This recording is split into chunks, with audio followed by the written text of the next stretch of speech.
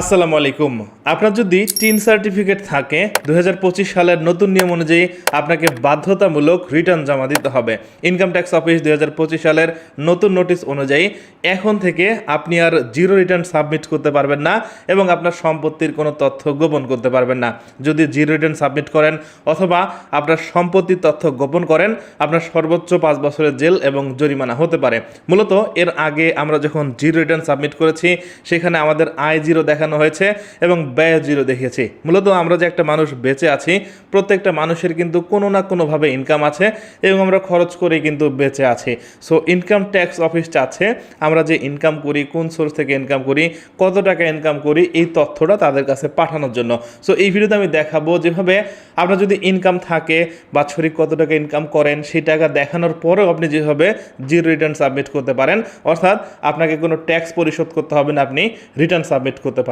এবং এই ভিডিও দেখার পর আপনার কোনোভাবে কোথাও ভুল হওয়ার কথা না, আপনি মনোযোগ দিয়ে দেখলে অবশ্যই আপনি আপনার রিটার্নটি সাবমিট করতে পারবেন। আপনার বাৎসরিক আয় দেখানোর পরও আপনাকে কোনো ট্যাক্স দিতে হবে না। তবে আপনাকে অবশ্যই জেনে রাখতে হবে, পুরুষদের ক্ষেত্রে 3,50,000 টাকার মধ্যে বাৎসরিক আয় থাকলে ট্যাক্স দিতে হবে না। নারীদের ক্ষেত্রে 4 লাখ টাকার মধ্যে বাৎসরিক আয় থাকলে ট্যাক্স দিতে হবে না। তৃতীয় লিঙ্গের ক্ষেত্রে 4,75,000 টাকার মধ্যে বাৎসরিক ইনকাম থাকলে ট্যাক্স দিতে হবে না। এই ভিডিওতে আমি এক ছোট ভাইয়ের রিটার্ন সাবমিট করে দেখাবো, যার মাসিক ইনকাম 20,000 টাকা এবং তার পারিবারিক খরচ কত আমাকে জানিয়েছে মেসেজ করে। সো টোটাল ব্যাপারটা দেখলে আপনারা বুঝতে পারবেন রিটার্ন যেভাবে সাবমিট করতে হয়। সো এর জন্য আমি আমার কম্পিউটার স্ক্রিন থেকে দেখাচ্ছি, সরাসরি চলে যাচ্ছি কম্পিউটার স্ক্রিনে।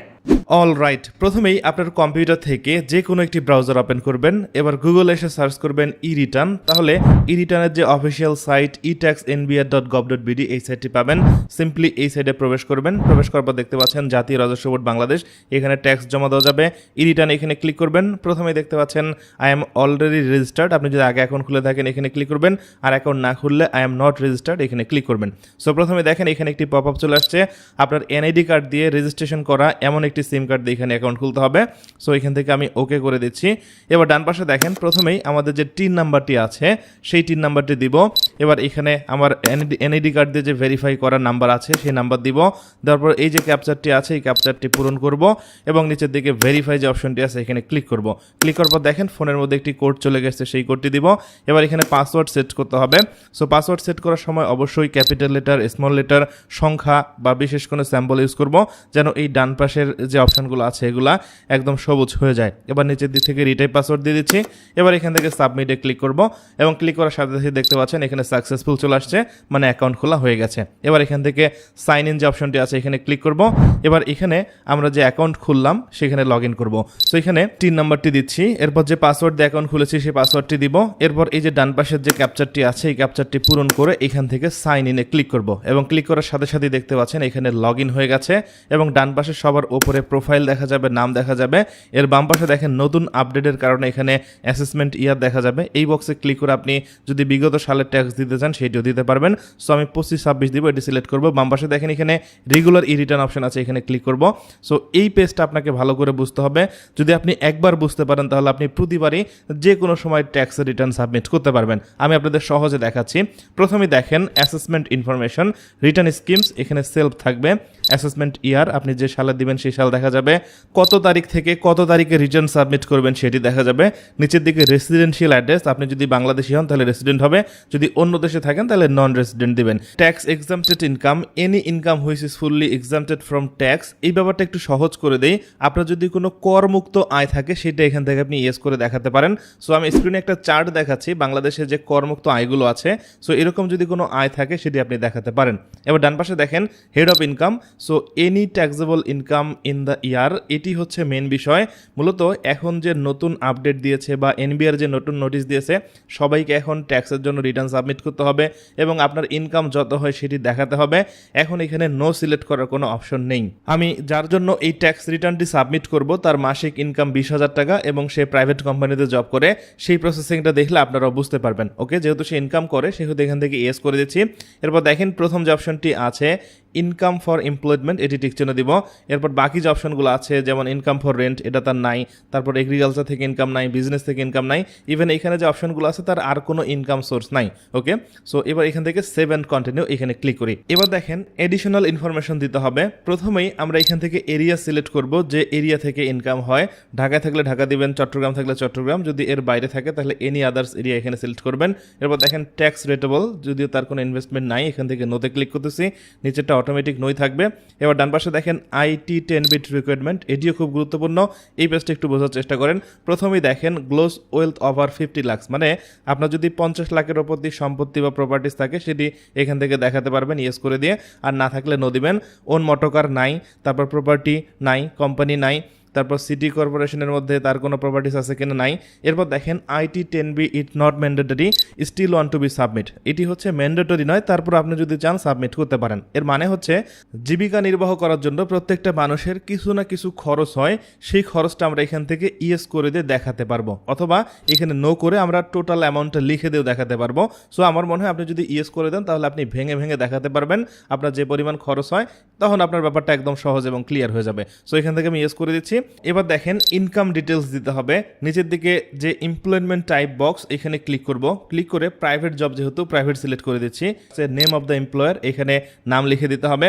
এরপর ডেজিগনেশন লেখার পর নিচের দিকে দেখেন পার্টিকুলার্স, এখানে বেসিক স্যালারি আমাদের সিলেক্ট করতে হবে। তার মাসিক ইনকাম যদি 20,000 হয়, এক বছরে তার ইনকাম হচ্ছে 2,40,000 টাকা। এবার নিচের দিকে দেখেন আপনি যদি কোম্পানি থেকে আরো সুবিধা পান, যেমন হাউস রেন্ট অথবা মেডিকেলের খরচ অথবা ফেস্টিভ্যাল বোনাস অথবা অ্যাড মোরে ক্লিক করে আপনি আরো অসংখ্য অপশন দেখতে পারবেন। যদি কোনো বোনাস টোনাস পান সেগুলো এখান থেকে সিলেক্ট করে লিখে দিতে পারেন। সো এবার এখান থেকে সেভ অ্যান্ড কন্টিনিউ এখানে ক্লিক করি। এবার দেখেন এক্সপেন্ডিচার চলে আসছে, এখানে এক্সপেন্স ফর ফুড, ক্লোথ অথবা আদার এসেনশিয়াল, এখানে আপনার বাৎসরিক কত টাকা খরচ হয় এটা আপনি লিখবেন। সো আপনার যদি 10,000 করে হয় তাহলে 1,20,000, যদি 12,000 করে হয় সেটা আপনি উল্লেখ করে দিতে পারেন। অ্যাকোমোডেশন এক্সপেন্স, অর্থাৎ আপনার যদি অতিরিক্ত কোনো খরচ হয় যেমন হাউস বিল অথবা ইউটিলিটি বিল বা বিভিন্ন বিল, সেটা এখানে আপনি উল্লেখ করে দিতে পারেন। সো সে আমাকে জানিয়েছে তার নিজের বাসায় থাকে, তার গাড়ির তেল বা আরও বিভিন্ন রকম হাউস বিল বা বিলের পিছনে 10 থেকে 12,000 টাকা খরচ হয়। সো এখান থেকে আমি 10,000 টাকা দিয়ে দিচ্ছি। এবার দেখেন এডুকেশন এক্সপেন্স, তার কোনো বাচ্চা কাচ্চা নেই বা তার নিজেরও কোনো পড়াশোনার খরচ নেই, সেটি দিচ্ছি না। এনি আদার এক্সপেন্স একটি অপশন আছে, সে আমাকে জানিয়েছে তার আরও অতিরিক্ত 5,000 টাকার মতো খরচ হয়, হয়তো বা বাইরে গেলে বা বিভিন্ন কারণে খরচ হতে পারে। সো এই হচ্ছে তার টোটাল খরচ, নিচের দিকে টোটাল খরচটা দেখা যাবে 1,35,000 টাকা। সো এখান থেকে আমি সেভ অ্যান্ড কন্টিনিউ এখানে ক্লিক করব। এবার দেখেন অ্যাসেটস অ্যান্ড লাইবিলিটিস সিলেক্ট করতে হবে। আপনার যদি কোনো সম্পত্তি থাকে, এই যে অ্যাসেটসে ক্লিক করে সেগুলো আপনি এখান থেকে সিলেক্ট করতে পারেন। তার মূলত কিছুই নেই, সে শুধু জব করে। সো নিচের দিকে দেখেন আরও অপশন আছে লাইবিলিটিস, আপনার যদি লোন টোন থাকে সেগুলো সিলেক্ট করতে পারেন। এরপর দেখেন টোটাল আউটফ্লো দেখা যাবে, এবং এখানে আরও দুইটি গুরুত্বপূর্ণ বিষয় রয়েছে। প্রথমে দেখেন লস অপশন আছে, আপনি যদি কোনো টাকা পয়সা হারিয়ে ফেলেন, কত টাকা হারিয়েছেন, কোথায় হারিয়েছেন সেই ডিটেলস এই বাটনে ক্লিক করে দিতে পারবেন। আবার দেখেন গিফট অপশন আছে, এইখানে ক্লিক করে আপনি কাকে গিফট দিয়েছেন, কত টাকার গিফট দিয়েছেন সেটি উল্লেখ করে দিতে পারবেন। নিচের দিকে দেখেন সোর্স অফ ফান্ড রয়েছে, এখানে 1,60,000 প্লাস 80, টোটাল তার যে ইনকাম 2,40,000। এবং এখানে দেখেন আদার রিসিভ একটি অপশন রয়েছে, আপনি যদি অন্য কোথাও থেকে টাকা পান সেটি উল্লেখ করে দিতে পারবেন। আর সে তার ফ্যামিলির কাছ থেকে 10,000 টাকা পেয়েছে তার বাবার কাছ থেকে, সেটা উল্লেখ করে দিচ্ছি। এখানে এই যে পার্টিকুলার যে অপশন, এখানে ফাদার লিখবো, রেফারেন্সে বাবার নাম লিখে দিচ্ছি এবং অ্যামাউন্টে 10,000 লিখতেছি। আপনি যদি অন্য কোথাও থেকে টাকা পান সেটি এখানে উল্লেখ করে দিবেন। এরপর দেখেন net wealth of previous year income, আপনার যদি আগের বছরের কোনো টাকা পয়সা থাকে সেটা এখান থেকে সিলেক্ট করতে পারেন। তার আগের বছরের কোনো সঞ্চয় নাই, যার কারণে দিচ্ছি না। এবার নিচের দিকে দেখেন সামারি দেখা যাচ্ছে, এটি একটু বুঝলে আপনাদের ব্যাপারটা একদম ক্লিয়ার হয়ে যাবে। ভালো করে লক্ষ্য করলে দেখতে পাচ্ছেন সোর্স অফ ফান্ড 2,50,000 টাকা, তার মানে তার এই বছরের ইনকাম হচ্ছে 2,50,000 টাকা। এবং এখানে আউটফ্লো দেখতে পাচ্ছেন 1,35,000 টাকা। আপনারা বুঝতে পেরেছেন 2,40,000 হচ্ছে তার ইনকাম এবং 10,000 তার পরিবারের কাছ থেকে পেয়েছে এবং 1,35,000 টাকা খরচ হয়েছে, এবং ডিফারেন্স হচ্ছে 1,15,000। তার মানে এই 1,15,000 তার কাছে জমা থাকতেছে। ওকে, সো এই 1,15,000 যদি তার ব্যাংকে থাকে কোনো সমস্যা নাই, তার নিজের কাছে থাকলেও কোনো সমস্যা নাই। ওকে, সো এই ব্যাপারটা আপনারা বুঝবেন, এখানে শুধু মাইনাস ফিগার না হলেই হবে। আর আপনার যদি ইনকাম 3,50,000-এর ওপরে চলে যায় সেক্ষেত্রে আপনার ট্যাক্স আসবে, 3,50,000-এর নিচে থাকলে ট্যাক্স আসবে না, ট্যাক্স জিরো দেখাবে, সেটা আমি ক্লিয়ার করে দিব।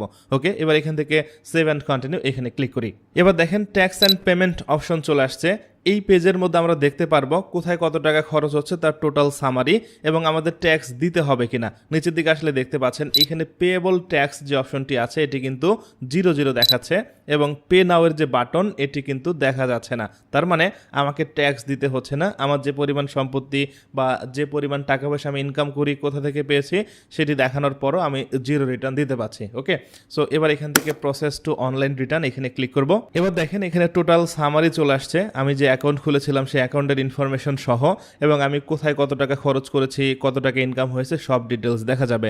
একদম নিচের দিকে আসলে দেখতে পাচ্ছেন এখানে সোর্স অফ ফান্ড থাকবে এবং স্যালারি থেকে কত ইনকাম হয়েছে, বাবার কাছ থেকে কত পেয়েছি সবগুলা টোটাল দেখা যাবে। ওকে, সব ঠিকঠাক থাকলে এখান থেকে সাবমিট রিটার্ন যে অপশনটি আছে এখানে ক্লিক করবেন, ইএসএ ক্লিক করবেন। ক্লিক করার সাথে সাথে দেখতে পাচ্ছেন আপনার রিটার্নটি সাবমিট হয়ে গেছে এবং এখানে সাকসেসফুল হয়ে গেছে।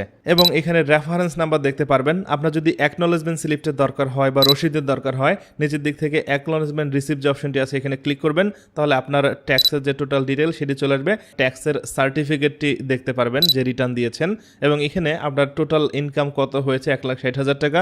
টোটাল এই 1,60,000 টাকার জন্য কোনো ট্যাক্স দিতে হয় নাই এবং এটি যদি সেভ করতে চান এখান থেকে সেভে ক্লিক করবেন।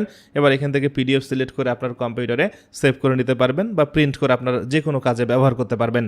ওকে, আমি মনে করি এখন আর আপনার কোনো সমস্যা থাকার কথা না। এভাবে আপনার ফোন দিয়ে অথবা কম্পিউটার দিয়ে আপনি আপনার ইনকাম ট্যাক্সের যে রিটার্নটি আছে সেটি সাবমিট করতে পারেন। তবে অবশ্যই এখানে কোনো তথ্য গোপন করবেন না। আপনার ইনকাম যত তত দেখাবেন, আপনার যে সম্পত্তি আছে সেই সম্পত্তিগুলো দেখাতে পারেন এবং আপনার যত টাকার ট্যাক্স আসবে সেটা আপনি পরিশোধ করতে পারেন। আপনার ইনকাম যদি পুরুষদের ক্ষেত্রে 3,50,000-এর নিচে হয় সেক্ষেত্রে আপনার কোনো ট্যাক্স পরিশোধ করতে হবে না। নারীদের ক্ষেত্রে 4 লাখের মধ্যে হলে আপনার ট্যাক্স পরিশোধ করতে হবে না। সো এইভাবে একদম সহজে আপনার ফোন থেকে আপনি খুব ইজিলি এই রিটার্নটি সাবমিট করতে পারেন। আর এই ব্যাপারে যদি আরও কিছু জানা থাকে কমেন্ট করবেন, আমি চেষ্টা করবো আপনাদের প্রত্যেকটা কমেন্টে রিপ্লাই দেওয়ার জন্য। ভিডিও ভালো লাগলে লাইক করুন, কমেন্ট করে আপনার মতামত জানান। সবাই ভালো থাকবেন, সুস্থ থাকবেন, কথা হবে পরবর্তী ভিডিওতে।